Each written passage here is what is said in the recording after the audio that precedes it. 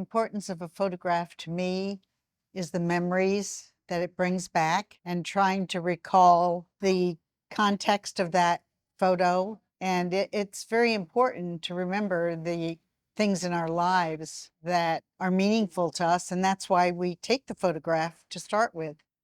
I was the first woman on the Charles County Sheriff's Department, hired in 1974, 50 years ago.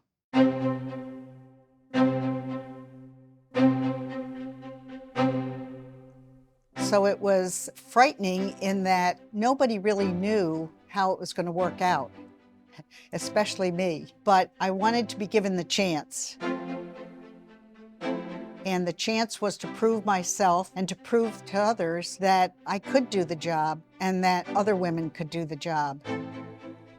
There was one person who wasn't really happy about having a woman on the force. So when I started and I knew what room he was in, I would go outside and come in another door just so I wouldn't meet him. It was obvious that he didn't really feel like a woman could do the job and wasn't capable of it, or for whatever reason, he just didn't want a woman. That man was Robert J. Mudd, and he was kind of a legend. So, long story short, in 1981, we were married. It took a while, but at first, he was coming around more like he wanted to protect me. And I finally told him, if I'm going to do this job, you can't be there protecting me. I have to do it on my own. If I can't do it, I shouldn't be here. And he respected that. And then he just tried to teach me. And he took me driving, and he took me on the back roads, and he was going 110 miles an hour. And he said, "Could you do that?" And I said, "I don't think so." He said, "You're gonna learn." And he taught me how to take curves and how to do things so that I could do my job properly. And he taught me other things. He was strong, and he expected me to be strong. He expected me to be independent and to stand up for myself and to get a reputation like he had. And once people knew that reputation, that helped when you went into a situation. I'll tell you a story about some other pictures. This picture was when I was first hired, when they didn't really know what to do with a woman. So the first summer I worked undercover, and this was a raid we did in Colonial Beach, Virginia, and they heard that there were illegal slot machines. So that was the raid. We were supposed to go in and find out if there were slot machines.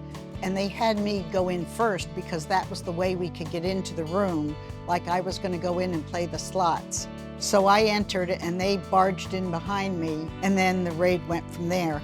So they took a picture of me with a slot machine. So I worked undercover that whole summer, and then at the end of the summer we had to clean up all those cases because I had to go to the academy.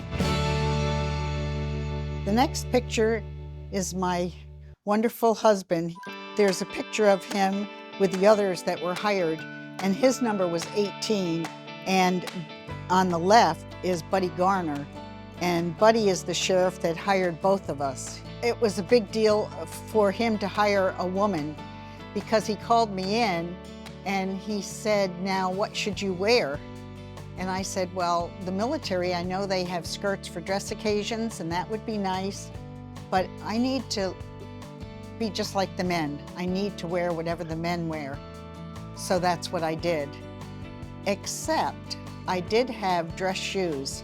And when I was in the academy, I had those dress shoes on.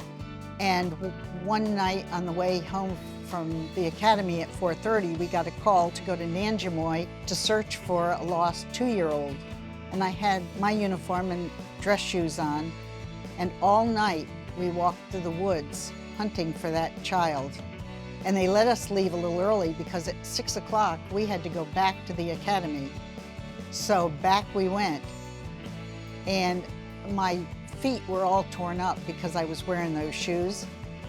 And I said, I'm getting boots. And I never wore anything but boots. And that leads into this story. We had a farm. We never did just police work. My stepson was in the Marine Corps. He was stationed at 29 Palms in California. He and his buddies went to Huntington Beach for a weekend. He dove into a wave and it snapped his neck. I was working and I got the call. My husband told me what happened. That was 11 o'clock. At 3 o'clock, we were on a plane to California. While we were gone, it was the end of August. Our tobacco crop needed to be cut. If we lost our crop, that was a lot of money for a small farmer.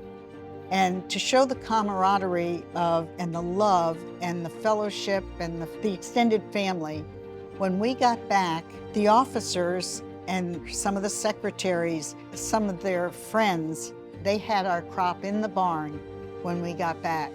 Every time I see it, brings tears to my eyes to think, well, it was the loss because, as it turns out, my stepson passed away. But at the time, we didn't know that.